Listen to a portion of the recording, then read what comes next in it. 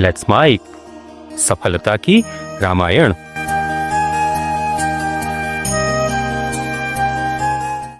सीताराम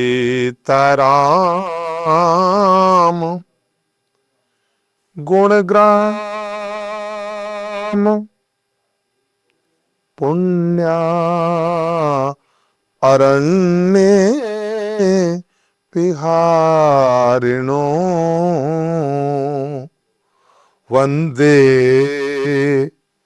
विशुद्ध विज्ञानो कवीश्वर कपीश्वरो।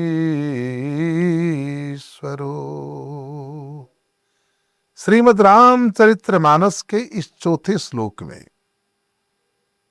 एक बहुत बड़ी व्याख्या की गई है कि जीवन में आगे बढ़ने के लिए भगवान के गुण ग्राम रूपी अरण्य में विहार करें।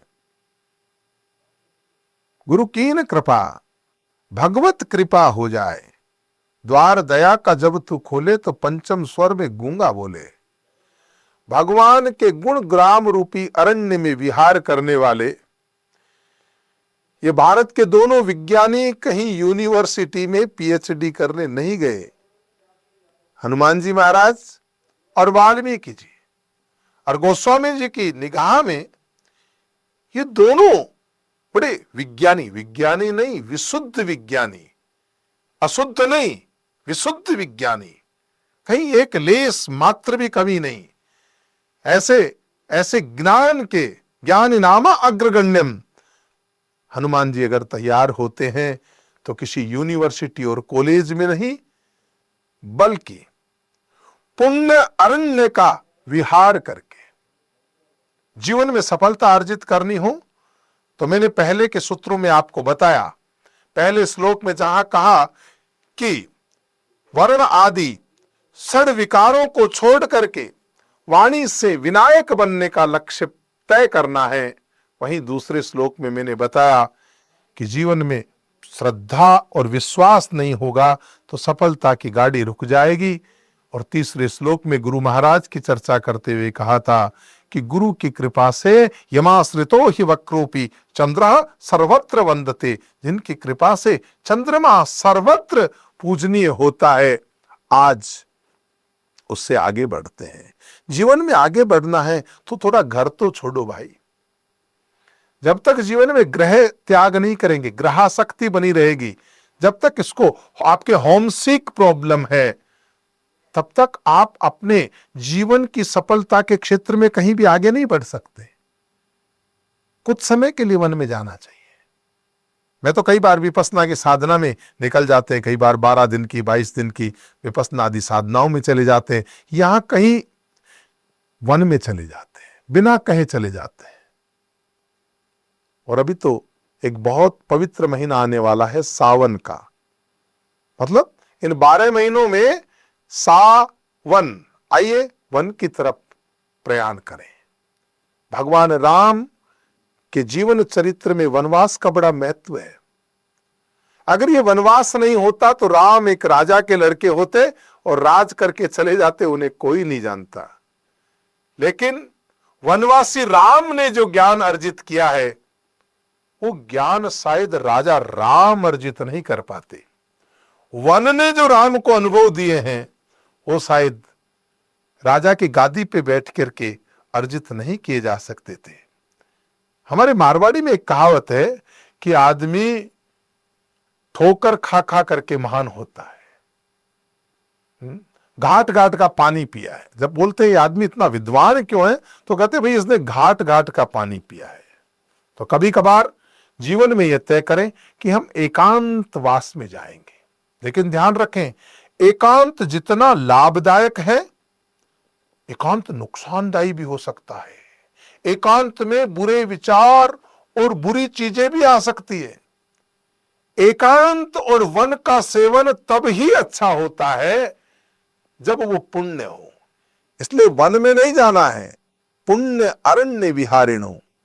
हमारे शास्त्रों में 9 अरण्य कहे गए हैं, नैमिषारण्य, दंडकारण्य, पुष्करारण्य, इस तरह के वृंदावन, इस तरह के 9 वन हमारे ऐसे वन है जो पुण्य अरण्य है। आप कहीं भी जाएं, आप पहाड़ पे जा रहे हैं, हिमालय पे जा रहे हैं, तो वहां के आचार विचार व्यवहार के अनुरूप ही वाइब्रेशन आपको मिलेंगे। आप कुल्लू मनाली जाएंगे तो आपको अलग तरह के वाइब्रेशन मिलेंगे, लेकिन उसी हिमालय की श्रृंखला में आप केदारनाथ बद्रीनाथ जाएंगे, आपको अलग तरह के मिलेंगे। हिमालय वो का वो है। आप समुद्र के किनारे पे जा रहे हैं, लेकिन आप जगन्नाथपुरी जाएंगे, आपको अलग तरह के वाइब्रेशन मिलेंगे। और आप गोवा में जाएंगे तो आपको अलग तरह के वाइब्रेशन मिलेंगे। तो अरण्य पुण्य होना चाहिए, केवल अरण्य नहीं बल्कि पुण्य अरण्य विहारिणो। और पुण्य अरण्य में विहार करने के लिए हमारे पास सावन का महीना आ रहा है। सूरदास बाबा, जिसको दिखाई नहीं देता, वो भी कहता है, चलो मन वृंदावन की ओर, चलो मन वृंदावन की ओर। और मीरा जी ने तो तय कर लिया। मीरा जी ने कहा कि अब नहीं रहा जाता। मीरा जी कहती है, मन वृंदावन चाल बसोरी, मन वृंदावन चाल, मान घटो चाहे लोग हंसोरी, मन वृंदावन चाल। ऐ मेरे वन, तो आ हम कहीं वनवास में जाएं। देखिए, एकांत व्यक्ति को बहुत कुछ सीखने को देता है। आपकी वास्तविक क्षमता में आपको अब कोई जागृत करता है, आपका एकांत करता है। इसलिए आपको जीवन में सफल होना है तो ये जीवन की उहापोह से, सारे दिन के शोरगुल से दूर एकांत में कहीं जाकर के, लेकिन वो एकांत पुण्यदायी एकांत हो। क्या होगा? सीताराम गुण ग्राम। एक ध्यान रखना, भगवान के गुण ग्रहण करना। यहां 2 भगवान है। सीताराम के अंदर गुण है, ज्ञान नहीं। भगवान ने कोई बहुत बड़ा उपदेश नहीं दिया। राधा कृष्ण में ज्ञान है, गुण नहीं। मतलब जो सांसारिक गुण होने चाहिए वो नहीं। बाकी राधा कृष्ण में कौन कहे कि गुण नहीं, लेकिन राधा कृष्ण के गुण हम ग्रहण नहीं कर सकते। राधा कृष्ण का ज्ञान, भगवान का श्रीमद् भागवत कथा का ज्ञान, भगवान राम के गुण ग्रहण करें और भगवान कृष्ण का ज्ञान ग्रहण करें। भगवान राम ने जो किया वो करना है और भगवान कृष्ण ने जो कहा वो करना है। राम जी ने कोई बहुत ज्यादा ज्ञान नहीं बांटा। हां, एक बार लक्ष्मण गीता का जरूर आता है कि जब वनवास में थे तो लक्ष्मण जी को कुछ ज्ञान की बातें उन्होंने बताई, लेकिन राम जी ने कृष्ण की तरह गीता कहीं हो ऐसा नहीं सुनने को मिलता। लेकिन राम जी का चरित्र जो है, राम जी के जो गुण हैं वही ज्ञान है और कृष्ण का जो गुण है, कृष्ण का जो ज्ञान है वही गुण है। दोनों एक दूसरे के पूरक हैं। तो श्री वर श्याम युगल चरना, दोनों को प्रणाम करें। सीता राम गुण ग्राम। अब गुण ग्रहण करने हैं माताओं को तो सीता जी के गुण ग्रहण करें, इसमें कोई दो राय नहीं। क्योंकि आज आधुनिकता के आड़ के अंदर हमारी पौराणिकता खोती जा रही है, हमारी सामाजिकता खोती जा रही है। उसको अगर जिंदा रखना है तो आपको नई बहनों के लिए कहना चाहूंगा कि नई उम्र की कलियों तुमको देख रही दुनिया सारी, तुम पे बड़ी जिम्मेवारी। तुम उस देश में जन्मी हो जिस देश में जन्मी थी सीता। तुम उस देश की कन्या हो जिस देश में गूंज रही गीता। सावधान रहना बहनों, आ रही तुम्हारी भी बारी। हर घर को तुम स्वर्ग बनाना, हर आंगन को फुलवारी। आपको सीता जी से ज्ञान लेना है। और राम आसक्ति रहित जीवन अगर किसी का है तो राम का है। यहां हर आदमी कटोरा लिया घूमता है, ये चाहिए, मेरा अपना अधिकार है।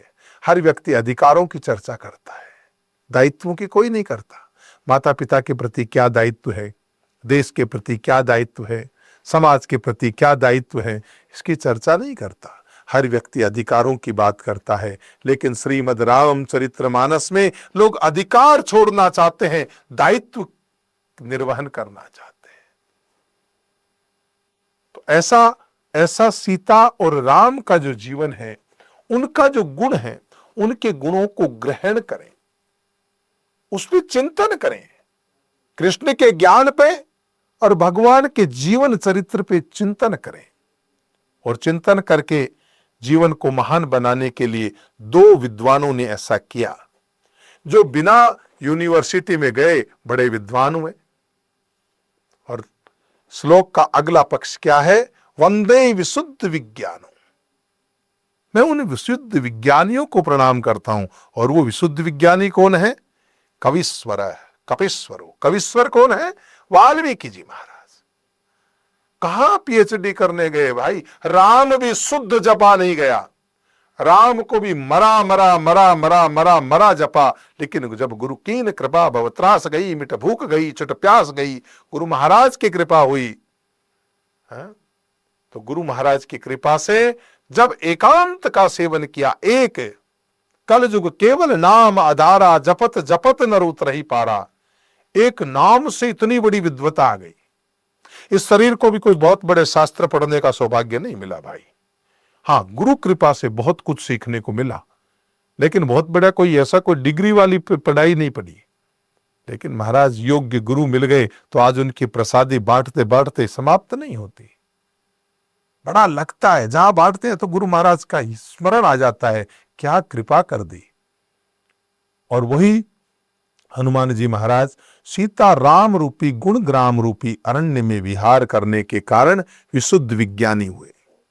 अब यहां प्रश्न उठता है कि हनुमान जी को विज्ञानी क्यों कहा? अरे भाई, अष्ट सिद्धि नवनिधि का दाता है वो।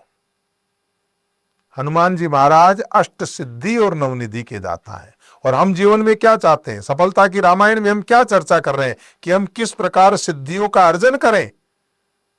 तो हनुमान जी की तरह से वनवास करें, भगवान का नाम सीता राम गुणग्राम रूपी अरण्य में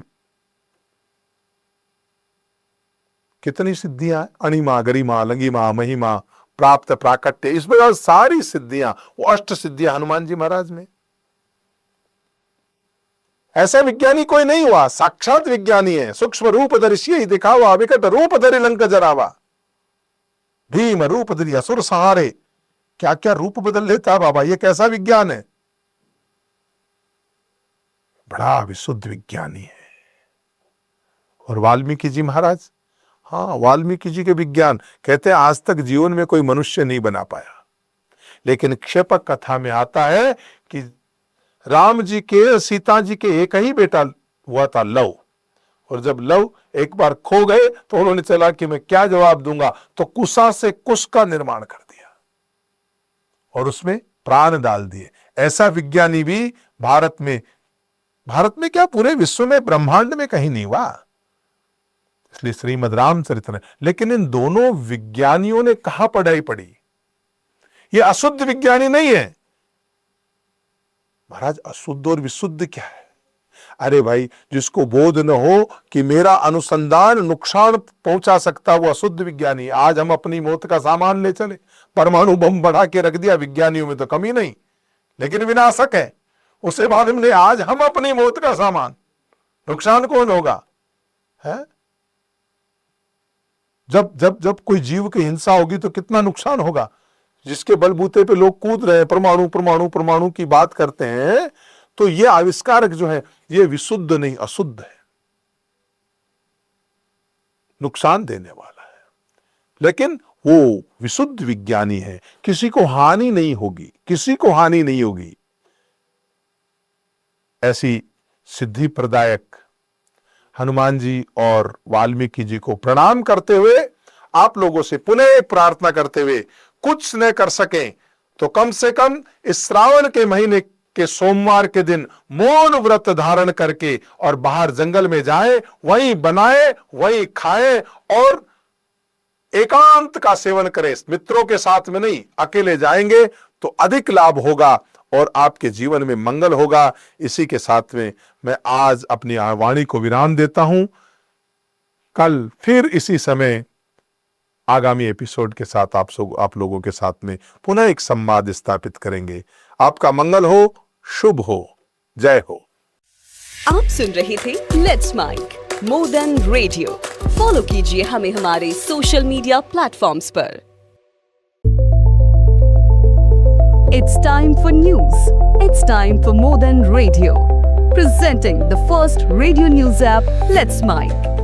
Let's Mic, a news-based app on your phone where you get to watch and listen news, talk shows, interviews, radio show podcasts.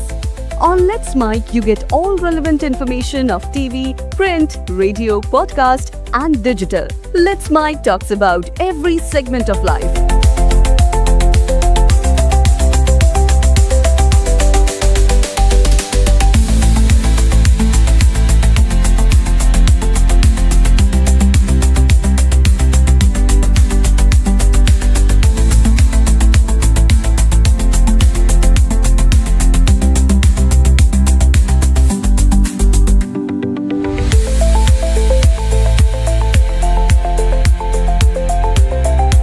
Let's Mic is not just a revolutionary idea.